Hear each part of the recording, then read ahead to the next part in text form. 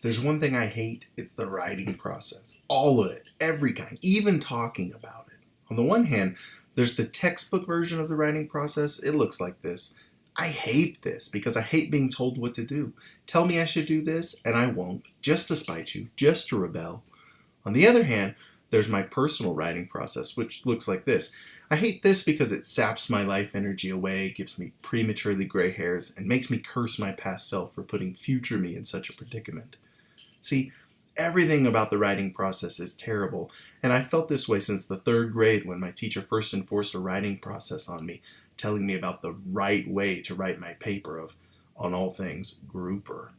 As expected, I rebelled, choosing to put off the writing of my first ever research paper until the night before it was due, which resulted in my first, well, if not an all-nighter, at least a late-nighter, and my first feelings of dread and hatred, which were ever after associated with writing. It took me years, decades really, to undo all the damage caused by the intersection of the writing process with my writing process. Ultimately, I had to make two breakthroughs. First, I had to admit to myself that this wasn't working. Second, I had to learn that this wasn't so much a prescription as a description. See, when textbooks and teachers present this as the writing process, they don't mean that this is the right way. They only mean that it's a common and logical way, and one that many people find effective. I've never listened to this next part, being so busy rebelling, but what they go on to say is that no one actually follows this writing process.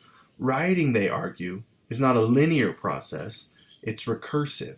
Different people go through the process in different ways, repeating steps, doing them out of order, spending more or less time on each, and the same people even go through it in different ways when the thing they are trying to write is different. In other words, every act of writing requires its own version of the process. The trick, then, is to find out what works. It's not this, and it's not this, but something in between.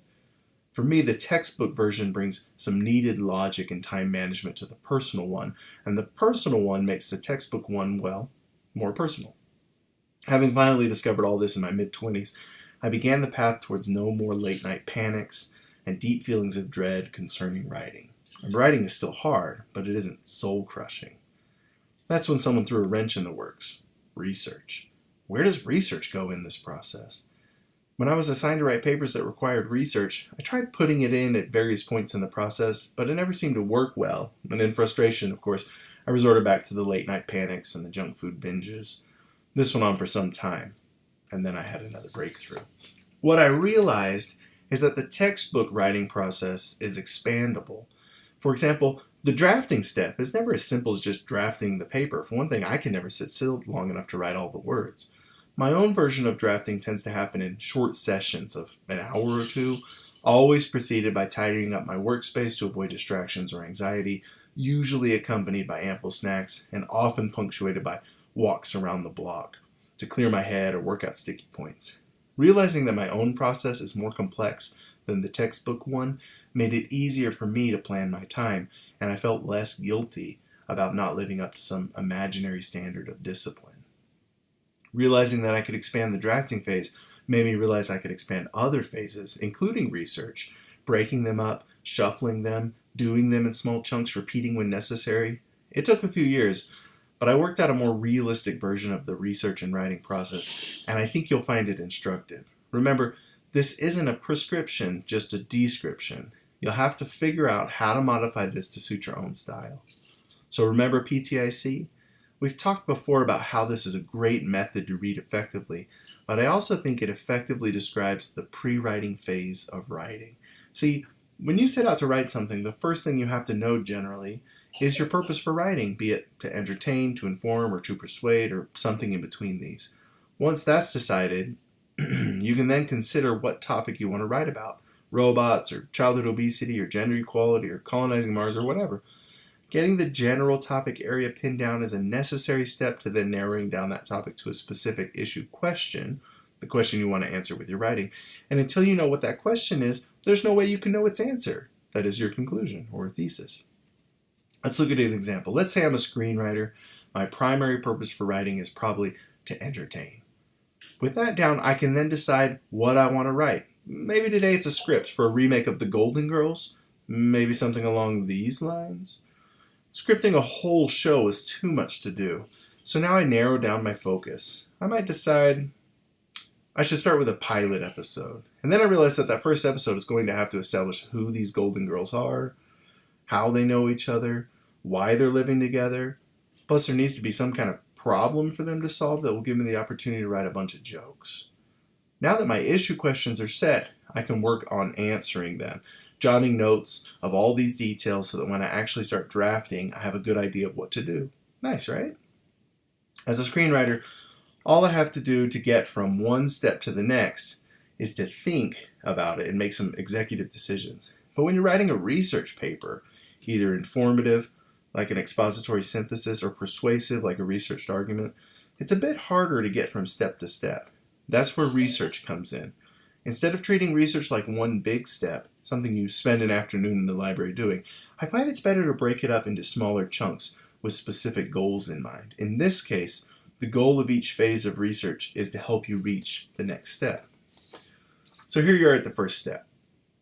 Let's say you've been assigned to write an expository synthesis paper, which is a research paper that's informative in purpose. The next step is to choose a topic. So what kind of research do we need to do to get there? I call this phase of research noodling around, because that's generally what you do.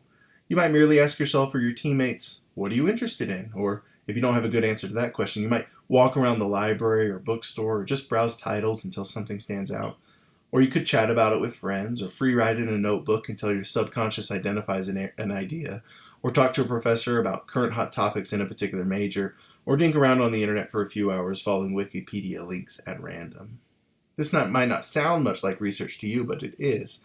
And because it has a pretty simple goal in mind, it's pretty simple itself. The less you know, the less directed and focused your research needs to be. Also, keeping the stakes low. You're not looking for scholarly sources or anything. It makes it easier to get yourself not to procrastinate. So you have a topic idea now. Next, you need to narrow it down to an issue question that's appropriate for your paper. What does appropriate mean? Well, for a synthesis paper, it means that the issue question is fresh, focused, and researchable. Fresh means that the issue is of current interest. Either it's something entirely new, which is a pretty rare thing, or new developments in the world make an old issue new again. That happens every day. Focused means that the issue is narrow enough that the required length and level of detail of the assignment would fit what you want to write about. This is a relative term, of course, and it can be hard for students to determine this on their own. In general, college-level writing is meant to say a lot about a little rather than a little about a lot. So here, what is the media's effect on people is not nearly as focused as how do teen magazines affect the self-image and confidence of teenage American women. If ever in doubt about whether an issue is focused enough, see your professor, who's doubtless has a very good instinct for this. Researchable means that credible sources about the issue exist and are accessible.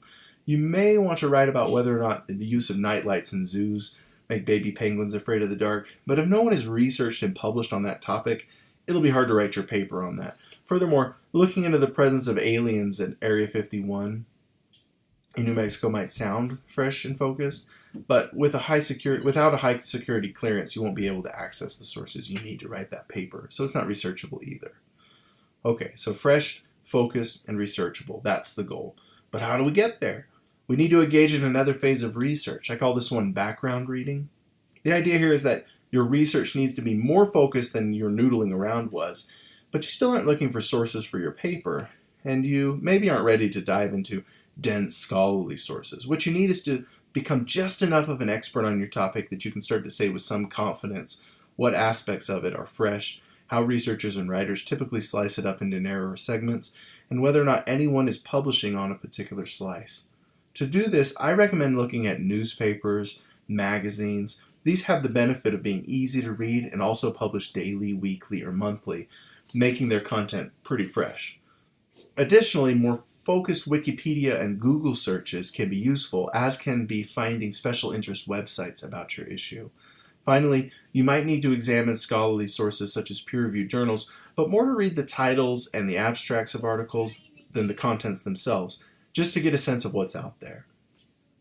It isn't until you're reasonably sure that you've identified a fresh, focused, and researchable issue question or questions that you would ever engage in what you might call library research. Back when you were just noodling around, you knew very little about your ultimate destination, so your research was broad and very low stakes. As you engaged in background reading, your research became more pointed and more focused, and you came to know more about your goal, but you kept the stakes low then as well, telling yourself you're not looking for sources for your paper, just your general knowledge. Now that you have an actual question that needs answering, you can engage in research specifically meant to answer it and define the sources you'll use in your paper. The stakes are higher, it's true, but so is your confidence and your ability to see the lay of the land. You aren't working blind, but in order to accomplish your task, you'll need sharper tools. And this is where we amplify our bumbling Google searches with the surgical precision of professional databases and their search tools. So the general idea here is that it is useful not to treat pre-writing as a single step, nor to treat research as a single step. But just because we've expanded these sections and included so much detail doesn't mean that this is the right way of doing things. Remember, this is a description, not a prescription. In real life, things never work out this way. I find myself repeating steps when I hit a dead end and need to back up and try a new angle, or skipping steps when I already know a great deal about the topic, or doing steps out of order when my inherent laziness trumps my good sense. As we say in the biz, it's a recursive, not a linear process. The bottom line, however, is that while this version is probably too restrictive for any normal human, the other extreme, that is, the last-minute panic and gobble junk food, seriously consider joining the circus rather than finish the paper method, is also not realistic. I encourage you to find a middle ground that works for you and lets you be you without allowing the worst parts of you to go crazy. Happy writing.